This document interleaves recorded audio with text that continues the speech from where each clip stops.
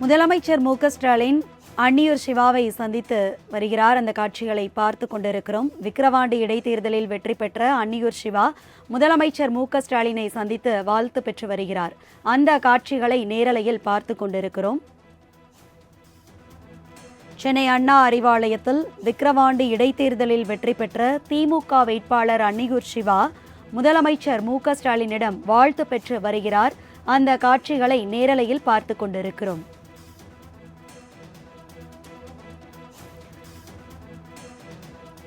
விக்கிரவாண்டி இடைத்தேர்தலில் வெற்றி பெற்ற திமுக வேட்பாளர் அன்னியூர் சிவா சென்னை அண்ணா அறிவாலயத்தில் முதலமைச்சர் மு.க.ஸ்டாலினிடம் வாழ்த்து பெற்று வருகிறார்.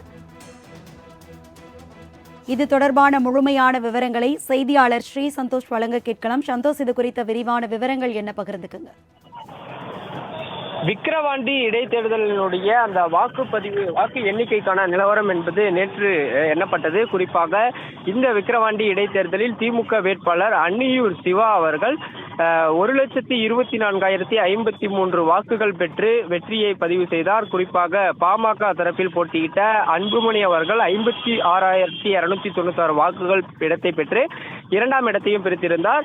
குறிப்பாக நேற்றைய தினம் இந்த விக்கிரவாண்டி இடைத்தேர்தலுக்கான இந்த தேர்தலில் திமுக வெற்றியை பதிவு செய்தது தொடர் வெற்றியாக இருப்பதாக பல்வேறு தரப்பில் இருந்து திமுகவினுடைய நிர்வாகிகள் மற்றும் முதலமைச்சர் மு.க.ஸ்டாலின் அவர்களும் தொடர்ச்சியாக தங்களுடைய அந்த வாழ்த்துக்கள் என்பதனை தெரிவித்திருந்தனர்.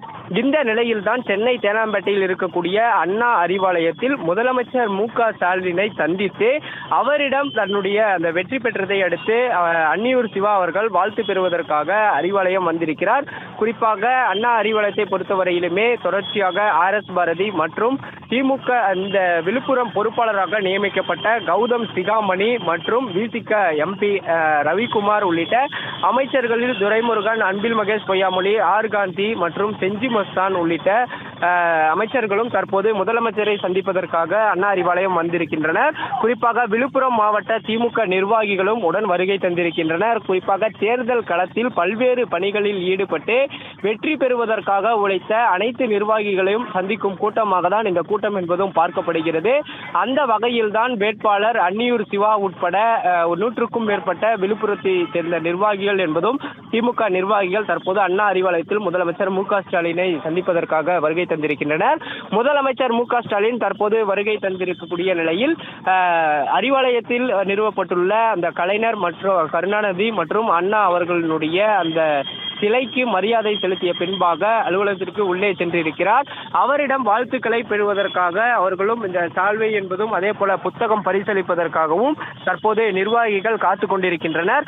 அன்னியூர் சிவா அவர்களை வெற்றி பெற செய்வதற்கான அந்த திமுக விழுப்புரம் அமைச்சராக இருக்கக்கூடிய பொன்முடி அவர்களும் அதே போல விழுப்புரத்தின் தேர்தல் பொறுப்பாளராக நியமிக்கப்பட்டுள்ள திமுக கௌதம் சிகாமணி உள்ளிட்டோரையும் நேரில் சந்திக்க வேண்டும் என்று நேற்றைய தினமே தெரிவித்ததாக தெரிவித்திருந்தனர்.